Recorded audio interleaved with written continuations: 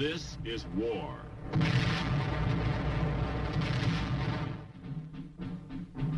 War and its masses.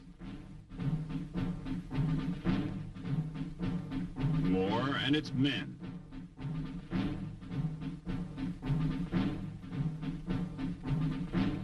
War and its machines.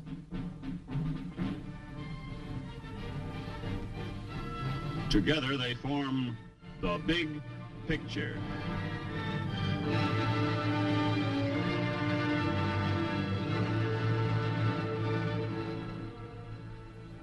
Welcome to the Big Picture. I'm Captain Carl Zimmerman. The Big Picture is a report to you from your Army. An Army committed by you, the people of the United States, to stop communist aggression wherever it may strike. The Big Picture traces the course of events in the Korean campaign through first-hand reports of our combat veterans and through film produced by the Army Signal Corps, photographed by combat cameramen. These are the men who daily record on film the big picture as it happens, where it happens. Today, the big picture will show the United Nations forces moving north. You will see the capture of Suwon, the 25th Division attacking toward Seoul. Bitter fighting as the Reds are determined to hold their line. And later, you'll meet Lieutenant Bill Travis from Liberty Center, Ohio, who saw duty with the 1st Cavalry Division. Now, for part of the big picture, let's go back to January 1951.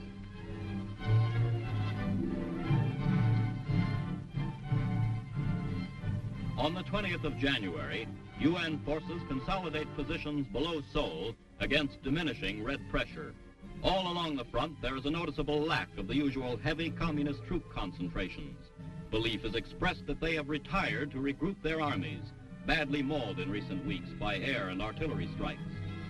On the 25th of January, after several days of aggressive probing attacks, the UN units below Seoul begin a limited offensive. Homicidal, not geographical, is the intent. By week's end, one UN task force slashes to within 10 miles of Seoul.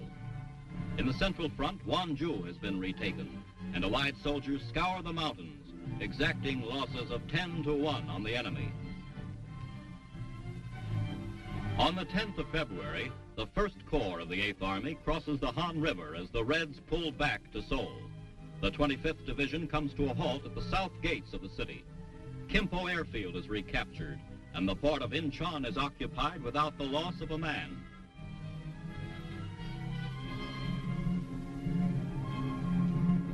On the central front, the 10th Corps continues its action against stiffening enemy resistance. In less than 3 weeks, the Allies' limited offensive has killed and wounded an estimated 73,000 Chinese. On the 11th of February, the Chinese launch their expected counteroffensive on a 30-mile front in the central mountains. Their troops vainly attempt to drive a wedge through the center of the 8th Army's lines. Armored counterattacks smash north from Wonju, and air and artillery increase their hour-by-hour pounding. Finally, north of Incheon, Allied troops cave in the west flank of the Red Drive. By the 18th of February, the Reds' drive has been spent and broken. UN forces have inflicted 33,000 more casualties on the Chinese. On the 20th of February, the Reds have fallen back along most of the 70-mile front. Their total losses for the month rise to approximately 100,000, while UN forces prepare still another killer offensive in their war of maneuver.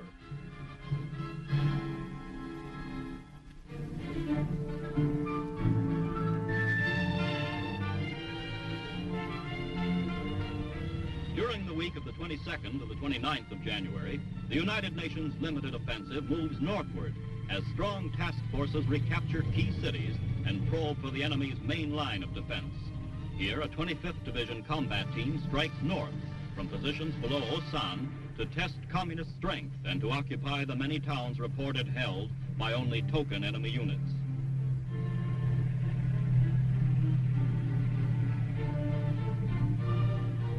Troops of the 35th Regimental Combat Team enter battered Osan without opposition. After defense posts are established, they push on toward the first day's objective, a village north of Osan. Here a soldier cleans and checks his machine gun to avoid the danger of stoppages in the wintry weather. Across a frozen stream, the men continue their advance along the road to Suwon. Other UN units to the east move 12 miles above Wonju, while Kumyangjang falls to Allied forces in an attack highlighted by a bayonet charge of the Turkish brigade. Naval units bombard Incheon in a diversionary raid. UN planes fly 700 sorties on this day, inflicting high losses against the enemy. Though tanks have not recently been encountered in any large numbers, the troops are well prepared for them. As the task force nears its day's objective, civilians coming from the village are methodically searched for weapons. The refugee problem has eased considerably in comparison with the mass flight of hundreds of thousands from Seoul and other endangered cities in the past month, but there are still those who remain in the combat zones between the two armies, keeping UN soldiers constantly on guard against the danger of communist infiltrators. Task force troops move carefully into the war-scarred town, where they will spend the night on the alert for red snipers and suicide groups. A South Korean interpreter questions two refugees. As the limited offensive goes into its second day, the 25th Division spearhead sweeps across the low hills towards Suwon. The 8th Army, finding little red pressure to contend with, regains hundreds of square miles in the western sector of the front. An enemy strong point is encountered, and artillery is called for.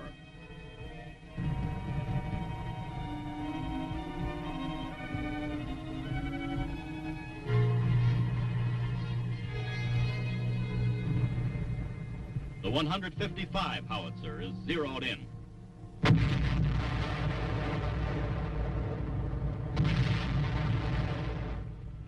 To avoid bypassing red pockets in the hills, the troops leave the roads, searching the countryside and villages. Prisoners are taken, some of the few found in the nearly deserted towns. On the second day of their thrust up the main coastal road to Seoul, the task force enters the outskirts of Suwon, carefully searching every building for concealed Reds. Scattered enemy resistance is quickly cleaned out. Meanwhile, sizable gains are recorded north of Incheon and Kumyangjang, while the naval shelling of Incheon moves into its second day.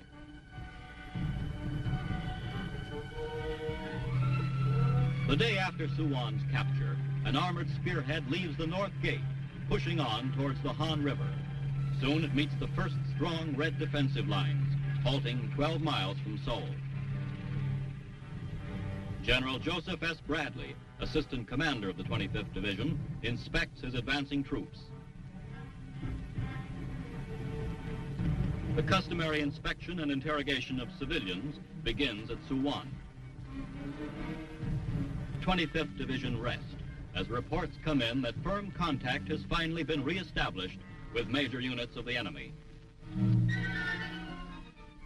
Here was another victory for our ground forces. We had taken the city of Suwon and were headed north again. To tell us about this action, here is Lieutenant Bill Travis, who saw duty with the 1st Cavalry Division. Well, Bill, back here at home at this time in January and February of '51, folks felt pretty good about the troops going north again. How about the morale of the men over there? Well, necessarily, Carl, when you're going south, in other words, when we were withdrawing, the morale of the troops was not good at all. When you're retreating, as you call it, you can't help but feel that maybe you're being let down somewhere back along the line, and your morale just is not good. However, when you're doing about face, you turn around. In this case, where we're going back north, morale was excellent. In other words, when you're attacking, you can see you're winning, and maybe you think the end is in sight, and the feeling in the troops is very good. What sort of action did our troops see at Suwon? Well, your action in Suwon was very difficult. It was very hard. The terrain was very difficult to fight in. Your main Chinese army was stationed right in there. See, your main Chinese army was coming down the western plains. The plain area, as you know, is in the western half of Korea. The eastern half is very mountainous and very hard to operate in, especially in the winter months. Well, now, why was this town of Suwon so important to us, Bill? Well, your Suwon was important because it's a center, it's a hub of communications. If you look at a map, you'll see that the railroad goes through Suwon. About 8 roads come together right there at the town. There's also a big airstrip, one of the few concrete airstrips in Korea. And as such, your town of Suwon was a center of communications, your actual hub, just south of Seoul. And it's right on the main road to Seoul. Well, then actually this opened the doorway to the north for us, didn't it? That's right. Suwon to Seoul is actually a plains area, and it's flat. You can use your armor, and it's a very good avenue of approach to Seoul, to the Han River, and on to 38th parallel. Mm-hmm. Well, Bill, what was your job with the 1st Cav? My job with the 1st Cav, Carl, was rifle platoon leader and a leader of a tank killer team. A tank killer team? Well, tell us how this team operated. Right. Well, it seems like in the initial phases of the operation, we did not have much to fight the enemy armor. In other words, the North Koreans were equipped with these new Russian medium tanks. Now, to counteract the effects of their tanks, we formed these tank killer teams, which were equipped with automatic weapons and a bazooka. Now, to illustrate this bazooka, we have one right here. Sergeant, could we have that? Now, this is your small bazooka, a 2.36-inch job that we were using back during the World War II, and which probably a lot of people are familiar with. Now, it doesn't shoot too big a shell, and when it came up against these new medium tanks that the North Koreans were equipped with, it didn't quite come up to our expectations. So we were all very happy when the big one came out, the new one, and we have one of those to show you too. Now, this is your large economy size. It's called a 3.5-inch rocket launcher, is what we call it. Everybody else calls it a bazooka, and that's the popular name for it. Now, this really packs a wallop. Your shell is about yay big around, and when it hits those tanks, it really knocks them out. I saw one tank hit by one. I saw this personally, and the turret blew off completely and did a complete flip before it hit the ground. It's a good sight to see. It's really a terrific weapon and a terrific sight to see. Well, now, eventually all our troops were issued this piece of equipment, weren't they? Right. We gradually came to find out that everybody was equipped with this weapon rather than the smaller one. Mm-hmm. And the North Koreans and Chinese developed a good deal of respect for it, didn't they, Bill? Definitely, definitely. Right. Well, thank you, Bill. Let's go back to our film now, to January 1951, and watch our troops as they trade blows with this stubborn Chinese army. UN troops, in the second week of their limited offensive, battle northward toward Seoul, continuing to forge ahead over the bitterly contested ground north of Suwon. In the new system of United Nations offense, forced by communist hold-or-die tactics, Allied forces leave the roads and dig the Reds from their caves and foxholes. Enemy dead litter the ridge. Chinese prisoners, routed out of the hills, are thoroughly searched and administered first aid by soldiers of the 25th Division. The face of an American GI expresses the bitter sadness that comes with war.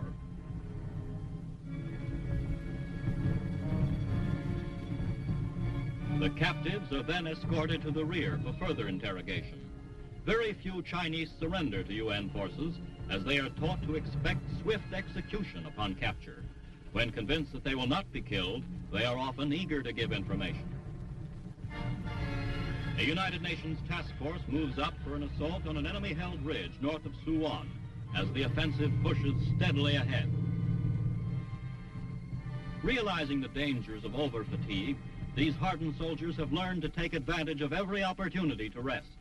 Now, well accustomed to the strenuous conditions of battle, the men group together in a well-earned sleep. General Bradley consults with the company commander of the Spearhead Unit, which will attack the communist strongpoint lying across the main road to Seoul. Tank commanders determine Red positions and ready their crews for firing. The attack gets underway with the usual preparatory artillery bombardment. The fighting in this sector has been some of the bitterest of the Korean campaign. Key points change hands repeatedly, and gains are measured in yards.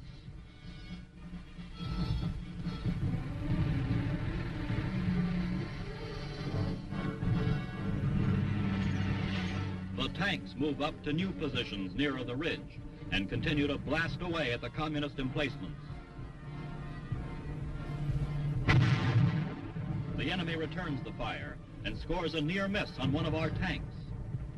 The South Korean 57mm battery adds its firepower to the assault as the bombardment proceeds to soften up the Reds for the infantry attack.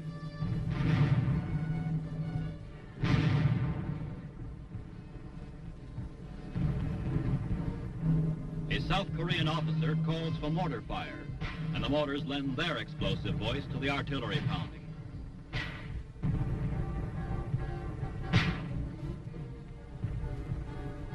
Paced by this support, the column brings the full force of its firepower to bear on the Red-dominated hill. Throughout Korea during the first week of February, observers are noticing more and more the high morale evidenced by the UN soldiers. With assured faith in their leaders and confidence in their own ability as a fighting team, the troops of 14 nations forge ahead in the push northward toward the Han River and Seoul.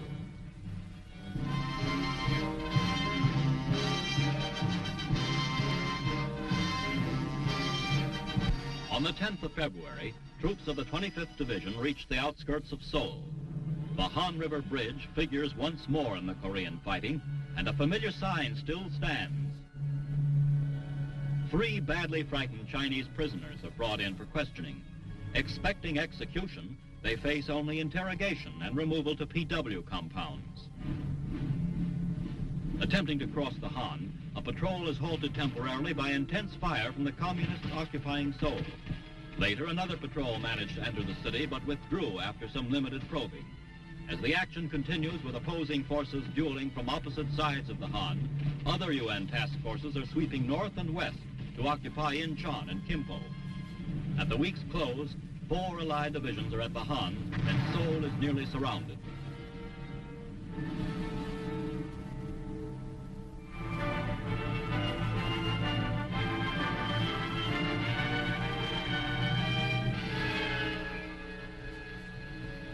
As the United Nations offensive goes into its 3rd week, the communist defense becomes more stubborn and fanatical.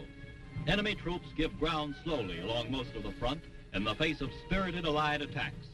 Here in the central sector north of Incheon, 24th Division troops recapture Hill 704, which was taken from them by a Red assault on the previous night. A prisoner points out nearby Chinese positions. The big guns of the U.S. tanks are prepared for action, and having pinpointed enemy concentrations on the adjacent hills, bring their massed firepower to bear on the stubbornly resisting Reds entrenched on the slopes. In constant communication with the fire control center, the tanks continue their heavy bombardment. The enemy is blasted relentlessly in preparation for the following infantry attack.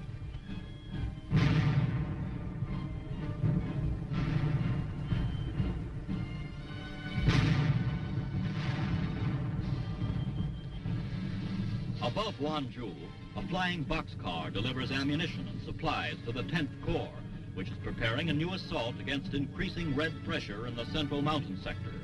Supply by airdrop, once an emergency measure, has become routine in Korea.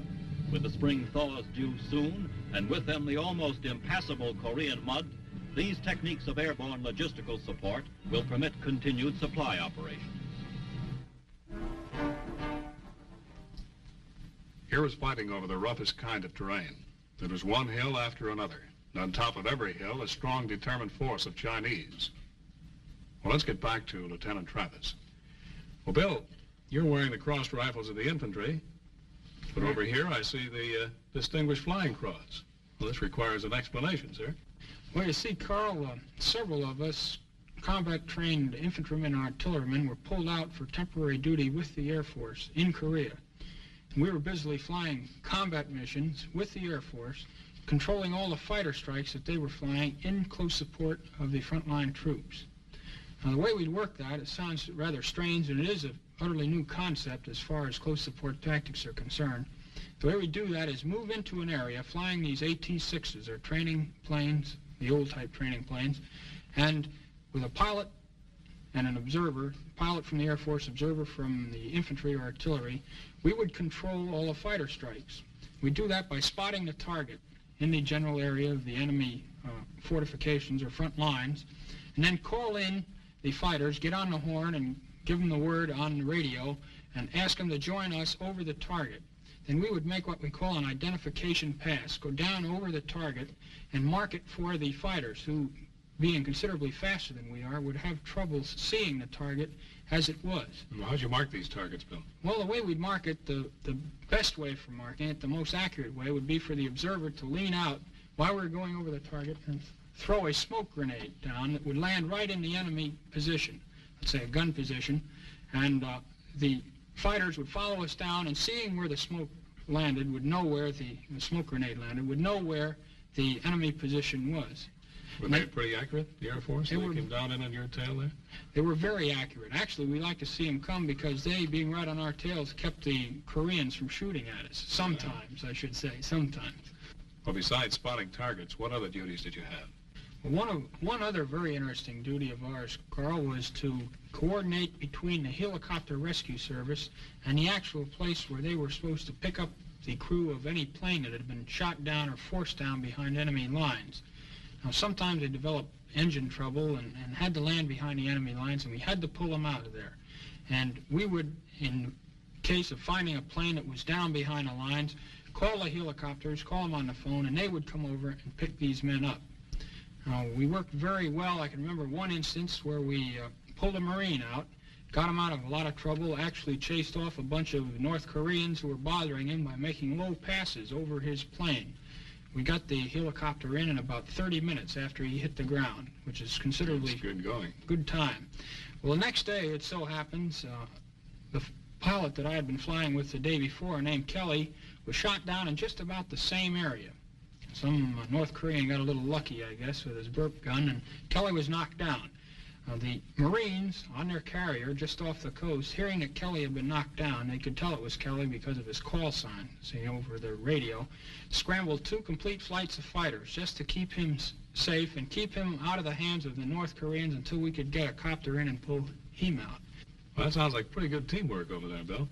Actually, we worked out very well, the Army and the Air Force in our squadron, and the Marines, who we were constantly directing in close support of the Army and the Marine troops on the ground. We get along pretty well with the Marines, even though we horse back and forth. It reminds me of one incident. The cavalry, you know, broke out of the old Pusan perimeter in September of 1950. Right. And they were pretty well beat by the time they got up to the Incheon area, and they were sacked out along the road. And the Marines drove by. They just landed and still hadn't gotten into the fight, I guess, and uniforms still nicely pressed. And one of them leaned out of one of the trucks and yelled over, "Hey, cavalry, where's your horses?" And the staff sergeant looked up at him and said, "We ate them waiting for you guys to get here." And I thought I'd die when I heard that story. No, actually, they're a pretty good bunch of guys, and we've worked very well with them. Actually, one regiment of Marines was attached to the cavalry division for a certain phase of the operations in Korea, and they're a wonderful bunch of guys. Well, Bill, you've certainly proved to us that the services work together in Korea. And it took teamwork to take ground in Korea, just like it took teamwork to take Hill 584. North of Icheon, 24th Division Artillery prepares to open fire on Hill 584, where UN forces are attempting to dislodge a stubborn enemy force.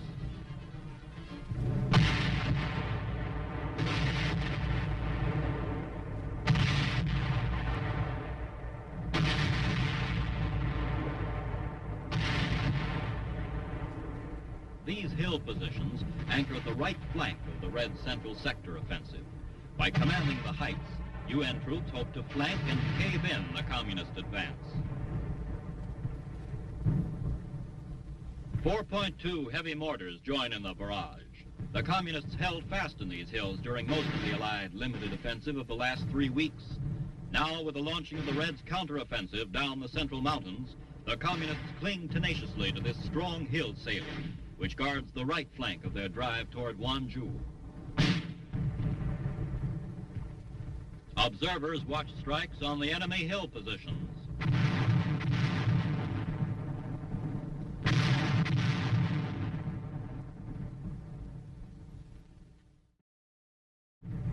Under cover of the barrage, the men push up the steep terrain towards the objective.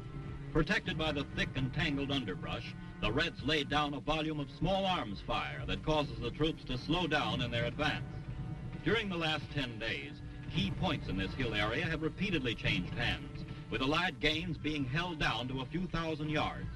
The troops keep watch for snipers, plotting the course to be followed when the assault is resumed.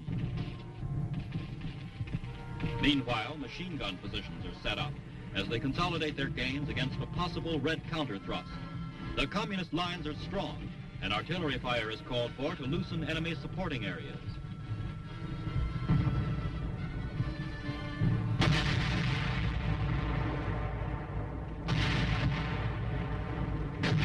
In spite of the initial bombardment, the Reds hold firm in their emplaced positions, dominating the heights.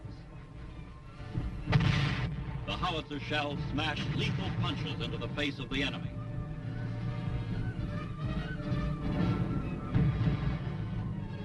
The steep grade slows the advance. Attacking in battalion strength, the troops move up as fast as possible to avoid Red sniper fire. Red forces have relied heavily on surprise night attacks, attempting to regain positions taken from them during the day by UN units. The communist tactics of infiltration and sudden mass charges fit well with the dense foliage.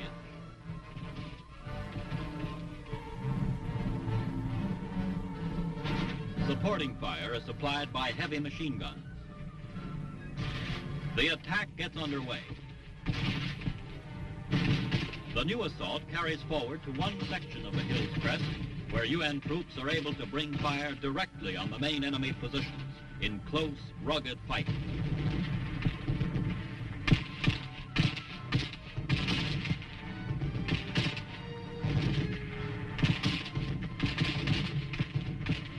The attack is turned back. However, at week's end, an all-out drive crushes these positions, collapsing the right flank of the Reds' offensive. By the 18th of February, UN forces seize the initiative again as Operation Killer forges northward in the wake of the ill-fated Red breakthrough attempt. Those were the events that comprised the big picture from January 20th to February 20th, 1951. Our thanks to Lieutenant Bill Travis for being with us. Next week, the big picture will give you another report on the United Nations Spring Offensive. You'll see our troops push on despite the mud and rain. You'll see the 24th and 25th Divisions approaching the 38th parallel. And you'll again hear from two combat veterans, two Army soldiers who saw, as it happened, a part of the big picture. This is Captain Carl Zimmerman, inviting you to be with us then.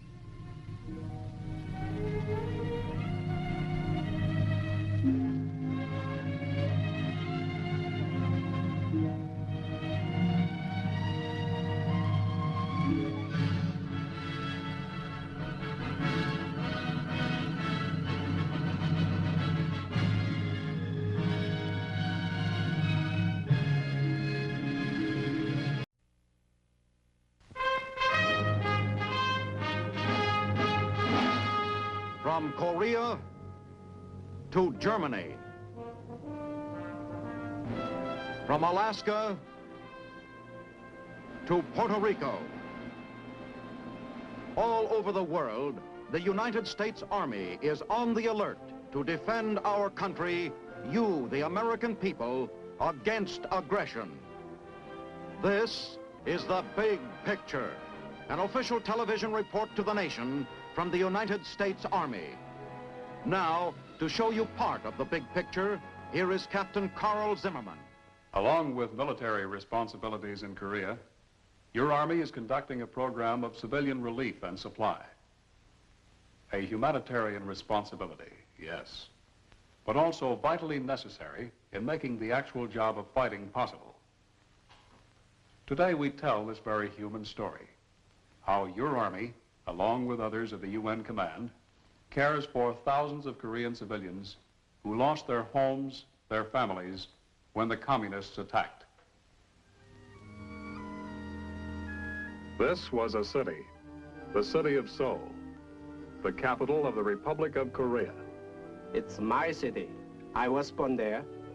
It hurt when I saw it this way.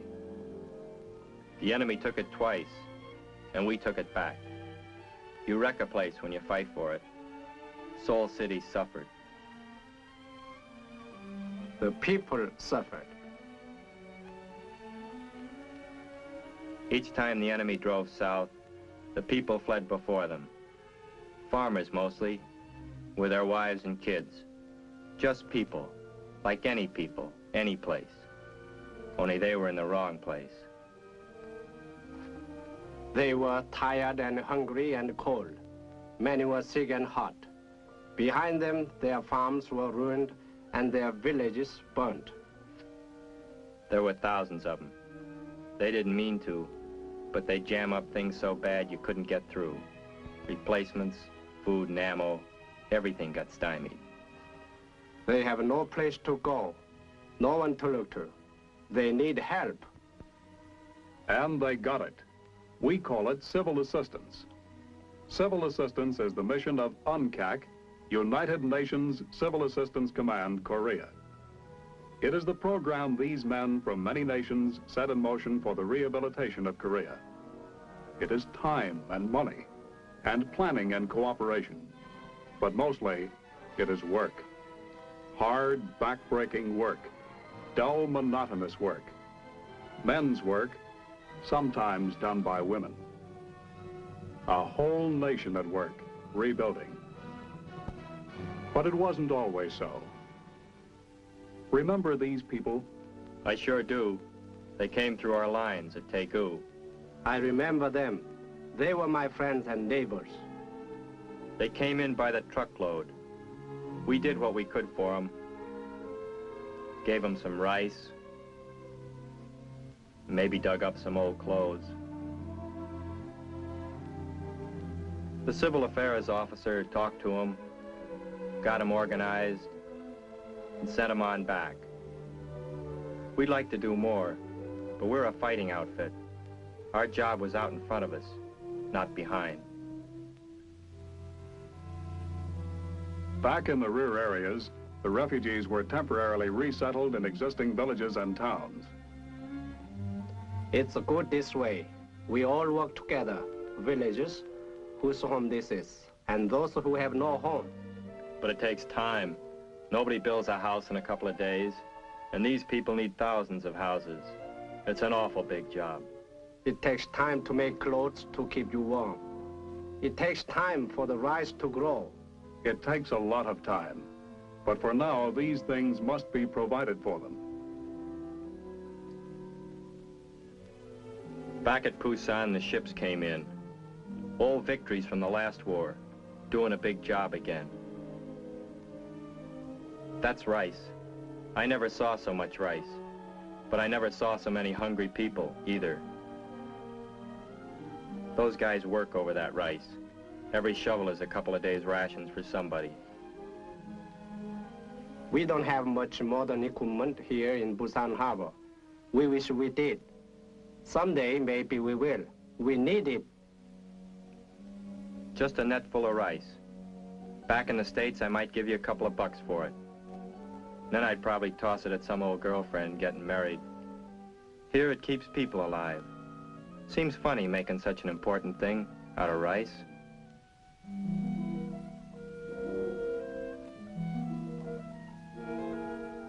It is important, and that's not all.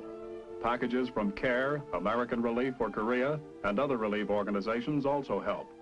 But no matter what it is or where it comes from, it's broken down and shipped to food distribution points where hungry people wait. The food shortage is acute, and for the present, rations must be provided outright by civil assistance.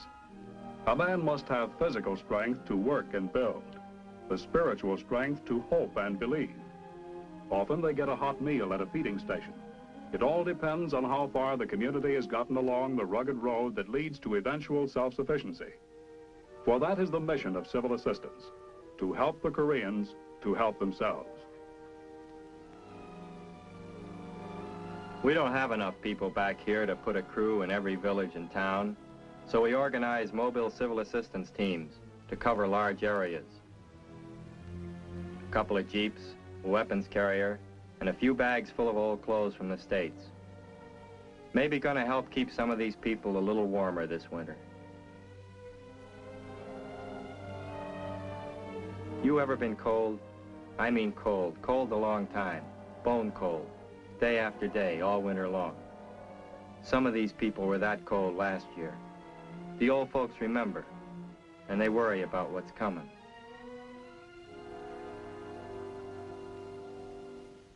But kids live for today. The sergeant had gotten some bubble gum from the States.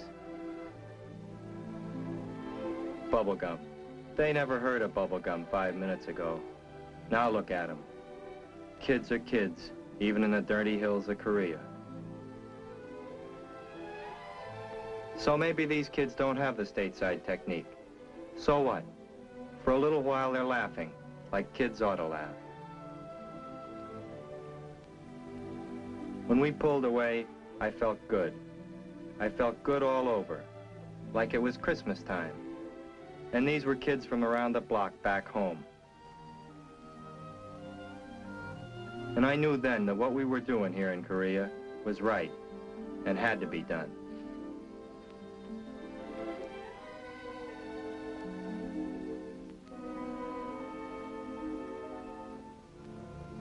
There are other mobile units too. This is the Mobile Dispensary. Its primary mission is preventive medicine. Wherever possible, Korean personnel are utilized. They'll inoculate every villager against smallpox, typhoid, and typhus. They'll dust every villager with DDT to lick the vermin-borne diseases. Needles and vaccines are new things to us, but we understand their importance and we all get our shots. We don't want the sickness added to our troubles. We must be strong and healthy to rebuild our country. Yes, and that's important, but that's not all. A general epidemic could infect the UN Army, like it did the Reds a year ago. We can't take the chance. But the program so far is only a short-term subsistence program. It has provided only the barest necessities. Most of the material has been acquired from outside organizations. It has been a program of relief rather than rehabilitation. Temporarily, this has to be, for the people must live today if they are to build for tomorrow.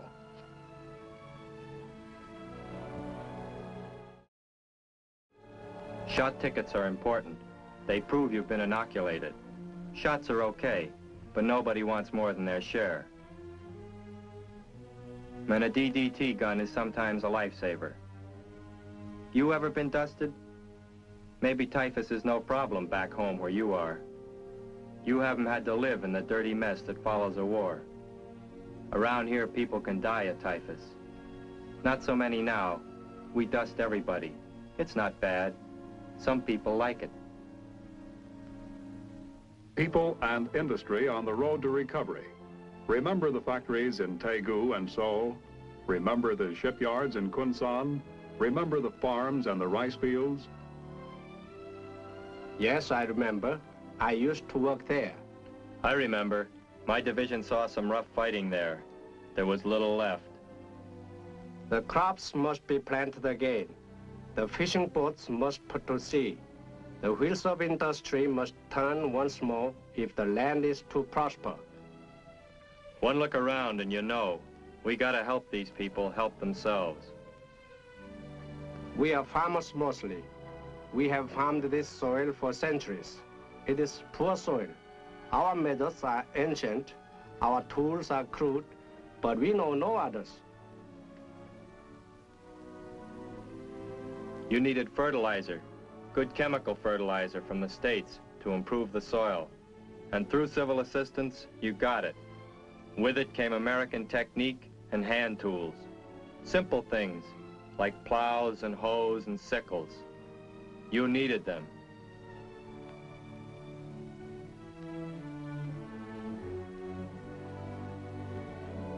It is true, we needed them badly. Now we are getting them. The rice harvests are bigger. The people will be better off.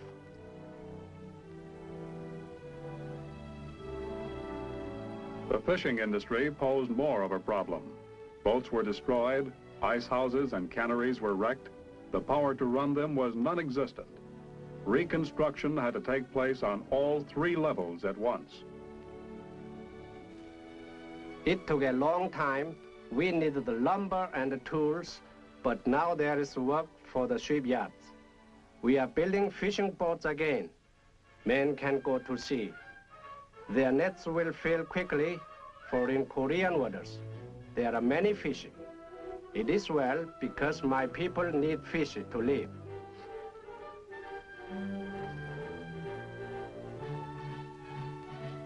See that? That's power. The kind of power it takes to build big things, like a country. These people used to get their power from hydroelectric works up north. But the enemy's got them now, so we set up our own plants. It wasn't easy, but now the freezers are running again. Ice is rolling from the ice houses once more, and into the holds are waiting boats. When you go in for fish in a big way, you gotta have a lot of ice. And the fish canneries, something's got to run them. We patched up the few existing facilities and tapped new resources to produce the electricity. So now they're turning out the cans again, and food is getting around. Fish and rice, the two staples of the Korean diet. For the first time since the invasion, there's almost beginning to be enough.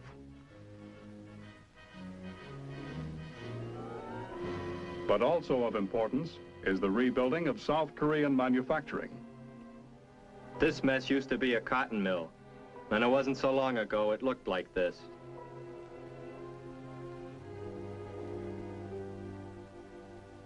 Took a lot of American know-how, UN supervision, and Korean determination. But today that mill is rolling again. That's cotton batting for warm quilts. They'll need all they can get this winter.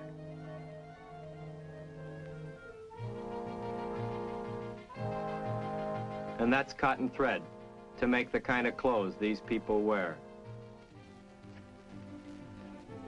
Shoes from America are good to have when you have no shoes at all. But Korean slippers are so much more comfortable to Korean feet. Besides, the whole object of this civil assistance is to help these people get started so they can take care of themselves. They don't want everlasting charity, and we're not giving it to them. We're just lending them a hand until they can stand on their own feet.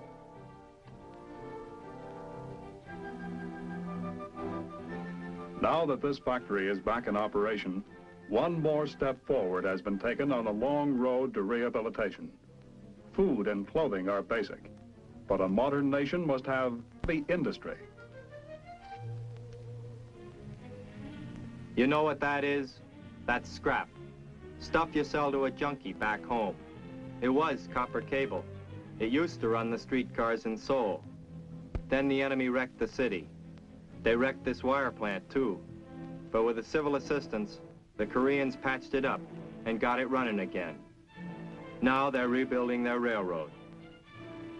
In some cases, replacement parts are obtained from Japan because most of the original equipment was of Japanese manufacture.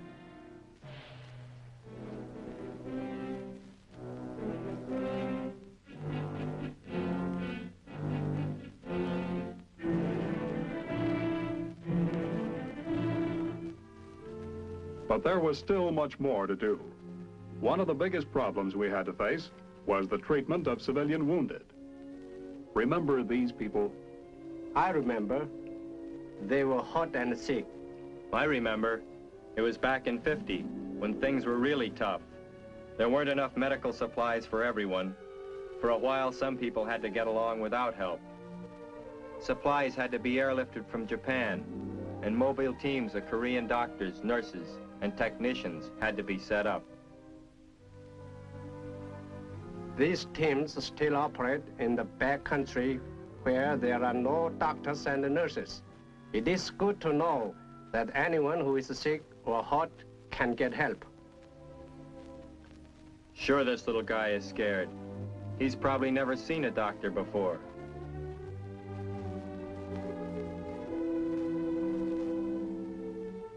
But an abscessed ear is nothing to fool with.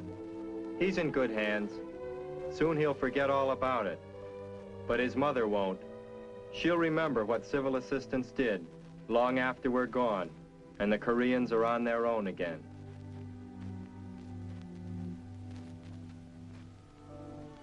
This is okay for minor stuff, but a lot of these people work right up behind the front lines. They lug in ammo and food on their backs, straight up to the guys in the bunkers and foxholes. It takes guts, and sometimes they get hit. They need field hospitals, like this.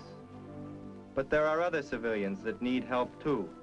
Local people and refugees, hurt, sick, or maybe just having a baby. We use our own personnel as much as possible, because when the war is over, we want to be able to take care of ourselves.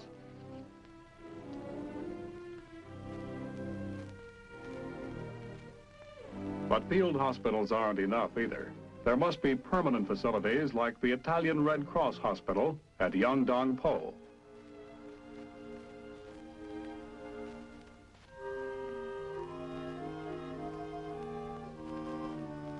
Or the Danish hospital ship Jutlandia.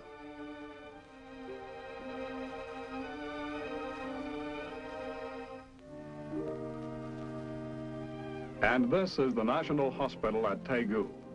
Eventually, it will be staffed and administered entirely by native Koreans. But for the present, you'll find Indian, Danish, and American, as well as Korean personnel here. In this business of civil assistance, everybody's got to pull together. Here, a doctor from India examines a patient. In places such as this, they've got modern equipment, like this X-ray machine. Here, some South Korean kid, with maybe a piece of enemy shrapnel that's been in him for months, can get decent attention. Expert technicians operate the equipment.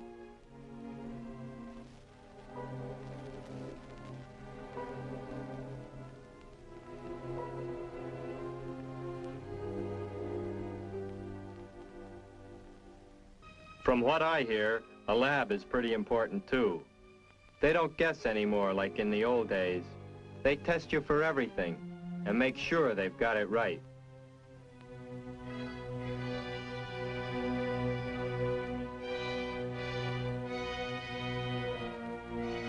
Here a couple of lab technicians run tests on blood samples.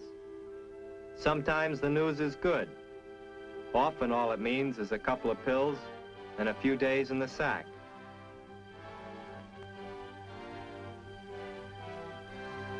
Then sometimes it's more serious. They tell you they're going to have to operate.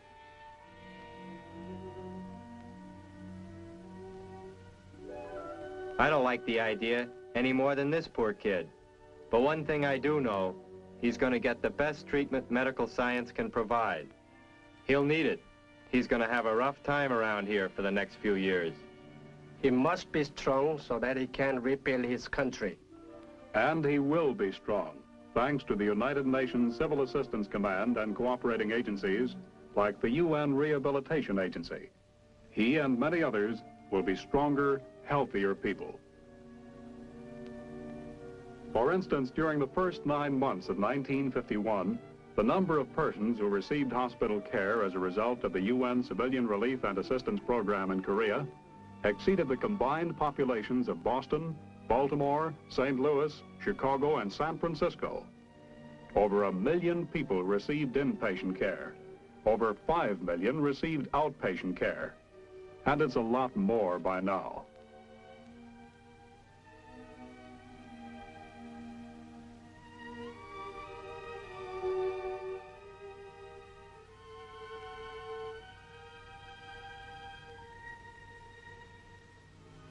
This was good work.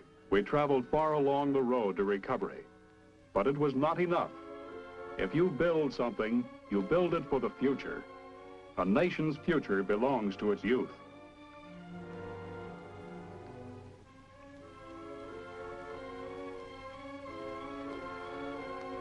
Remember these children? Yeah, I'll never forget them. I gave them some candy and an old pair of fatigues. I remember them. They were children from my province. They were lost and afraid. One of the most pathetic problems to confront civil assistance was that of caring for the war orphans. Because of the vicious flow and ebb of the communist onslaught, thousands of children were separated from their families. Every effort was made to gather them together in institutions and identify them so that as many as possible might be reunited with their parents or friends. Circulars and newspapers have served to join hundreds of families.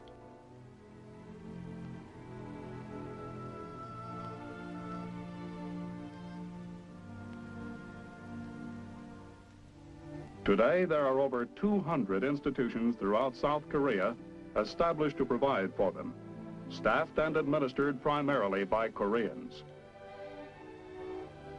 Kids. You know, there's something about kids. It doesn't matter whose kids they are or where they are. You still love them. Maybe it's because kids have bounce. They take this whole mess right on the chin and snap back. Around here, you need that kind of spirit.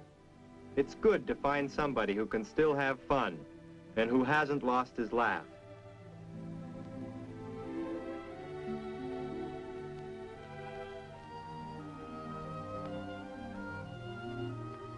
The children are handled in large groups and simple discipline must be enforced.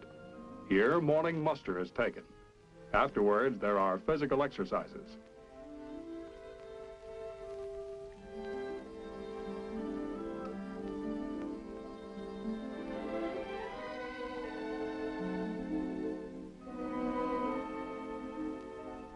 Then, some children play games,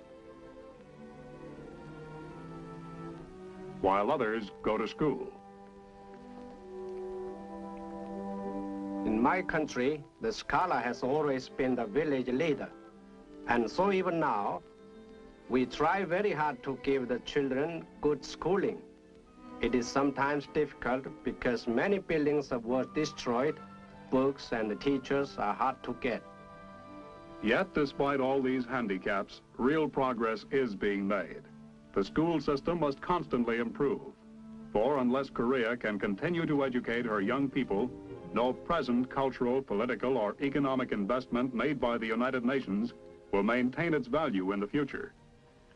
After school, the young kids play, while the older ones work around the orphanage. Mixing mud plaster may be fun at first, but pretty soon it becomes a chore. It has to be done, though, to get this place in shape for winter, and the youngsters pitch in.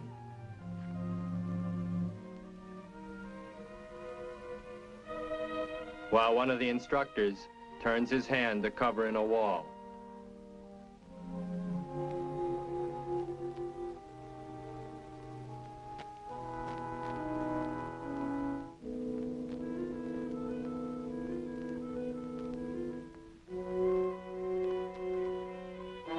Then there's the garden to be tended.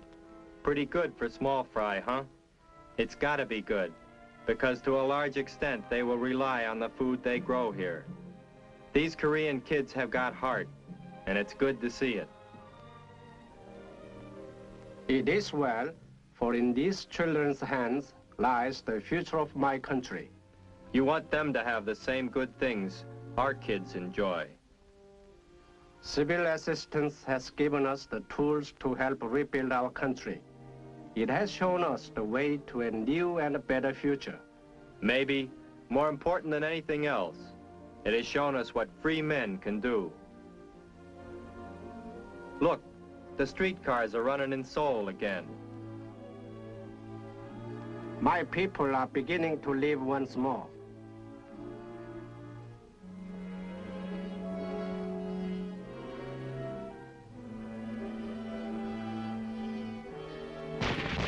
I am a soldier of the Republic of Korea. I can fight harder now. I know my country has a future. As an American soldier, I'll continue to fight hard too.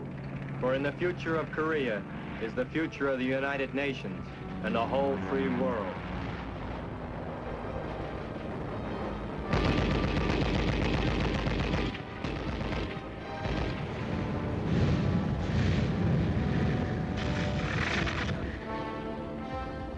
Yes, it's my future, and yours.